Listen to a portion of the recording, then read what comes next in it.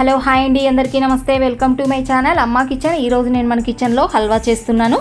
పచ్చి కొబ్బరితో హల్వా చేస్తున్నానండి. టేస్ట్ అయితే సూపర్గా ఉంటుంది.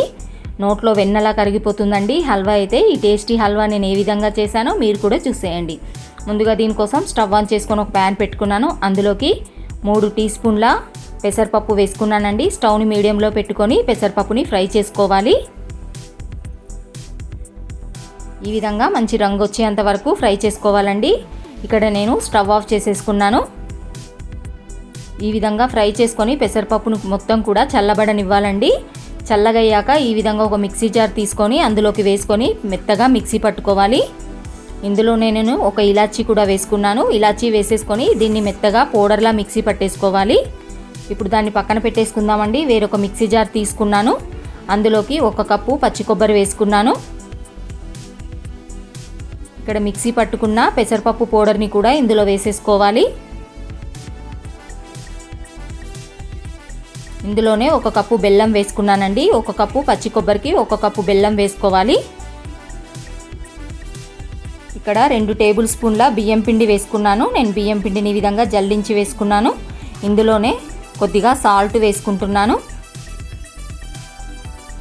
1/2 కప్పు వాటర్ వేసుకోవాలండి. 1/2 కప్పు వాటర్ వేసుకొని ఇది మెత్తగా మిక్సీ పట్టుకోవాలి. మెత్తగా గ్రైండ్ చేసేసుకోవాలండి. ఇక్కడ వీడియోలో చూపించినట్టు మెత్తగా మిక్సీ పట్టేసుకోవాలండి కొబ్బరిని. ఇప్పుడు ఇది పక్కన పెట్టేసుకుందామండి.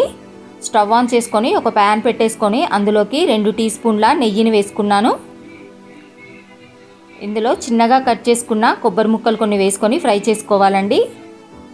మనం ఈ విధంగా చిన్నగా ఫ్రై చేసుకొని కొబ్బరి ముక్కలు నేతిలో వేయించుకొని వేసుకుంటే మనకి హల్వా తినేటప్పుడు పంటి కిందికి తాకుతూ టేస్ట్ అన్నది చాలా బాగుంటుంది. ఇందులోనే కొద్దిగా జీడిపప్పు ముక్కలు కూడా వేసుకున్నానండి. ఇవి కొంచెం రంగు మారేంత వరకు ఫ్రై చేసుకొని ఒక బౌల్లోకి వేసేసుకోవాలి. ఇందులోనే ముందుగా మిక్సీ పట్టుకున్న కొబ్బరి పేస్ట్ని మొత్తం కూడా వేసేసుకున్నానండి. స్టవ్ని మీడియంలో పెట్టుకొని కంటిన్యూగా కలుపుకుంటూ మనం హల్వాని ప్రిపేర్ చేసుకోవాలండి. మనం ఇందులో రైస్ ఫ్లోర్ వేసుకున్నాం కదా, గడ్డలు కట్టకుండా కంటిన్యూగా కలుపుకుంటూ మనం హల్వాని తయారు చేసుకోవాలి. ఈ హల్వాని మనం దగ్గర ఉండే ప్రిపేర్ చేసుకోవాలండి. అడుగు మాడిపోకుండా కంటిన్యూగా కలుపుకుంటూ ప్రిపేర్ చేసుకోవాలి. ఇందులో 2 టీ స్పూన్ల కొద్దిగా నెయ్యిని వేసుకుంటున్నాను. నెయ్యిని వేసుకొని కలుపుకుంటూ చేసుకోవాలి. స్టవ్ని మాత్రం మీడియంలో పెట్టుకోవాలండి.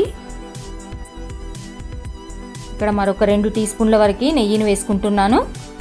మనకి ఇది మొత్తం కూడా దగ్గరగా అయ్యేంత వరకు మనం ప్రిపేర్ చేసుకోవాలండి. హల్వాని గట్టిపడేంత వరకు మనం కలుపుకుంటూ చేసుకోవాలి.